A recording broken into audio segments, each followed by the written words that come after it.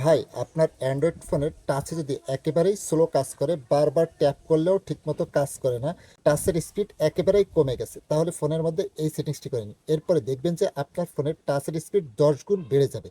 কিভাবে সেটিংসটি করে ফোনের টাচের স্পিড বাড়িয়ে নেবেন, চলুন তাহলে মোবাইল স্ক্রিনে দেখিয়ে দেবো। ভিডিওটা আপনার টাইমলাইনে শেয়ার করে রেখে দিন।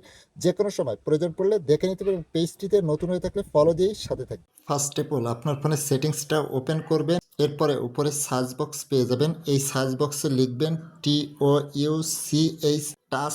লেখার পরে একটু স্ক্রল করে নিচে আসবেন। আসলে এখানে পেয়ে যাবেন টাচ অ্যান্ড হোল্ড ডিলাই, এর উপরে ট্যাপ করবেন। ট্যাপ করার পরে এখানে পেয়ে যাবেন টাচ অ্যান্ড হোল্ড ডিলাই, এর উপরে ট্যাপ করবেন। দেন এই set touch and hold delay, এর উপরে ট্যাপ করবেন।